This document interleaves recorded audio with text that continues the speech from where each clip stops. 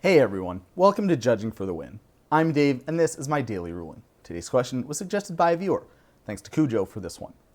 Amy controls 6, and there is an Endurance in her graveyard. Can she use 6's Retrace to cast Endurance via Evoke? If so, what is the cost to do this? Well, if you're like me, your first impulse was that there's no way that this trick should work. But before we just dismiss it completely out of hand, we need to at least take a look at exactly how Retrace is worded in the CR. Retrace says that you can cast the spell from your graveyard by discarding a land as an additional cost to cast it. Notice a couple of very important points about this. The first is that Retrace does not say how you have to cast the spell. This means any legal way that you would normally be able to cast it is fair game. The other is that this is worded as an additional cost, not an alternative cost, which is also important because you only get to use one alternative cost when you're casting a spell.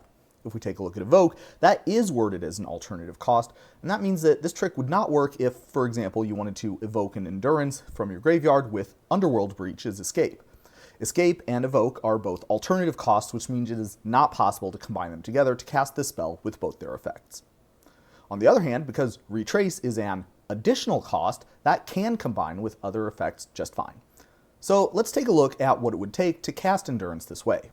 We'll start with what I call the base cost. This is either the mana cost or the alternative cost that's being used. In this case, that would be the Evoke cost, exiling a green card from your hand. Next, we'll apply any cost increases from additional costs or other taxing effects. This is where the discard a land from Retrace applies. So you would be able to evoke an Endurance from your graveyard by discarding a land and exiling a green card from your hand. Note that because of how additional costs work, you still have to pay the additional cost even though you're using an alternative cost to cast the spell. The alternative cost takes the place of the spell's mana cost, but any additional costs still do apply. Let's close out with a couple of challenge questions to test your understanding. I should mention this one came straight out of the Judge Vault. Amy uses Snapcaster Mage to give Force of Will flashback. Can she cast it from her graveyard by exiling a blue card and paying 1 life?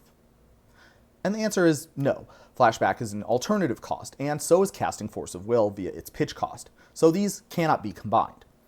What about if we had Mission Briefing instead of Snapcaster Mage? And in this case, this one does work, because Mission Briefing just says you can cast the spell. There isn't any alternative cost specified. You would normally be casting the spell for its mana cost, but you could also cast it in any other way that would normally be legal to cast that spell. So you could use Force's alternative cost in this case. And that's all I have for you today. How did you do? Join me again next time for another daily ruling. Until then, I hope you have a great day.